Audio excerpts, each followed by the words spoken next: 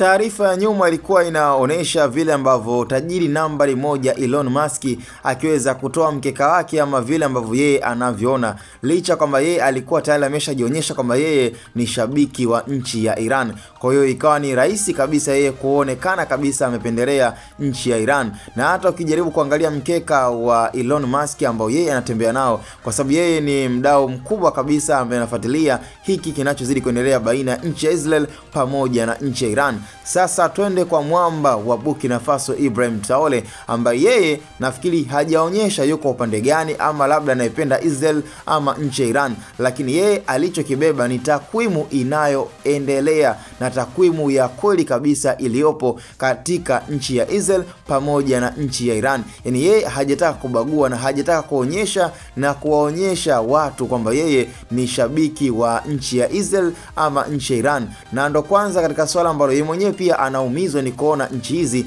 zikiwa zinaendelea kuwa kwenye ugomvi usioisha ama vita isiyoisha. Kwa hiyo katika mkeka ambao yeye aliweza kuondoka nao na hata information ambayo yeye yuko nayo baina ya nchi ya Israel pamoja na nchi ya Iran, kwa kiongozi mkubwa kama Ibrahim Traore ni lazima awe na detail nyingi kuhusiana pia na mambo ya siri yanayoendelea katika nchi husika, kama zile nchi ambazo zimekuwa ni kama nchi mama ambazo zimekuwa zikijitokeza katika masuala ya kivita. Kwa hiyo lazima yeye mwenyewe pia details atakuwa nazo na ni lazima pia atazifuatilia. Sasa katika details ambazo zimo ndani ya nchi ya Burkina Faso kuhusu nchi ya Israel pamoja na Iran, nikianza kwenye upande wa fighter aircraft, yani katika upande wa anga ama pia jeshi la anga ambalo limekuwa likiendelea kupambana kwa upande wa nchi ya Israel, unaambiwa kuna zaidi ya pia ndege za kivita na za pambanaji 241. Nikienda katika upande wa nchi ya Iran ziko 186.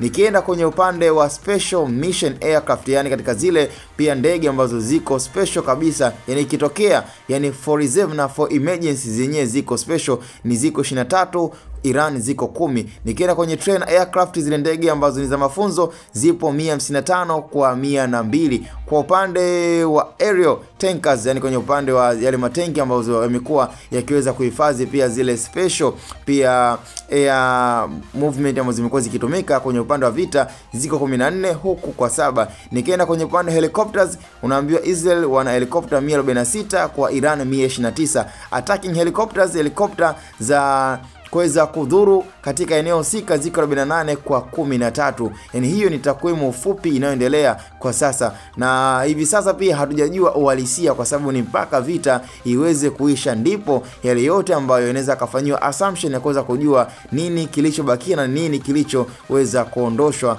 katika vita hiyo.